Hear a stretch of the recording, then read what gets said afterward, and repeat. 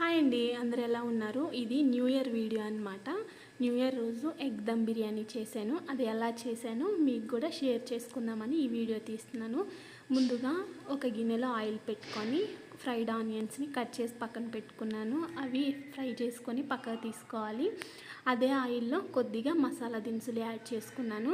అవి కొద్దిగా వేగిన తర్వాత ఉల్లిపాయలు, పచ్చిమిరపకాయలు, అలాగే అల్లం వెల్లుల్లి పేస్ట్ కూడా వేసి బాగా ఫ్రై అయిన తర్వాత కొత్తిమీర, పుదీనా వేసి కొద్దిగా ఫ్రై చేసుకున్నాను. తర్వాత ఒక 4 టమాటాలు కట్ చేసి పక్కన పెట్టుకున్నాను. అవి కూడా యాడ్ చేసుకున్నాను. తర్వాత ఇలాగా ఉడికించిన గుడ్లు కొద్దిగా ఆయిల్లో ఫ్రై చేసి పక్కన పెట్టుకున్నాను. ఈ లోపల ఈ గ్రేవీలో కారము, ధనియాల పొడి, పసుపు, అలాగే ఉప్పు యాడ్ చేసుకొని బాగా కలుపుకున్నాను అనమాట. తర్వాత కొద్దిగా పెరుగు యాడ్ చేసుకోవాలి. పెరుగు కంపల్సరీ యాడ్ చేసుకోవాలి.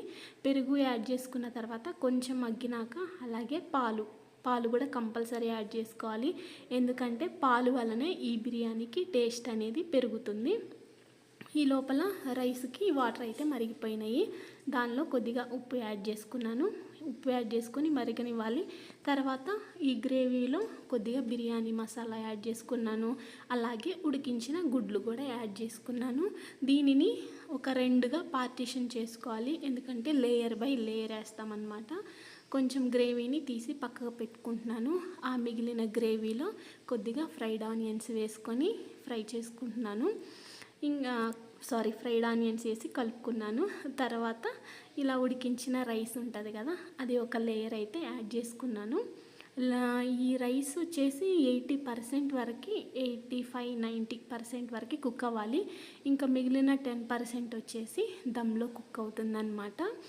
ఇంకా లేయర్ వేసుకున్న తర్వాత అలాగే పక్కన పెట్టుకున్న గ్రేవీ ఉంది కదా, ఆ గ్రేవీని కూడా పైన యాడ్ చేసుకున్నాను.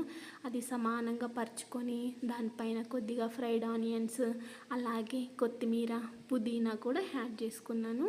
ఇంకా మిగిలిన రైస్ ఉంది కదా, అది లేయర్ బై లేయర్ యాడ్ చేసుకోవాలన్నాను కదా, ఆ మిగిలిన రైస్ కూడా ఇలా పైన యాడ్ చేసుకున్నాను.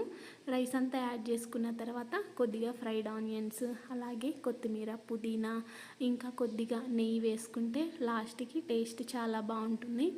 ఇంకా దమ్ పెట్టేసేసుకోవాలి. ఒక 15-20 మినిట్స్ దమ్ పెట్టుకుంటే ఎగ్ బిర్యానీ టేస్టీగా రెడీ అవుతుందన్నమాట. నేను నెయ్యి యాడ్ చేసుకొని దమ్ అయితే పెట్టేసేసుకున్నాను. 20 మినిట్స్ తర్వాత ఎగ్ బిర్యానీ రెడీ అయ్యింది. టేస్ట్ అయితే చాలా బాగుందండి. లాస్ట్ వీడియో మిస్ అయింది. అంతే ఈ వీడియో. బాయ్.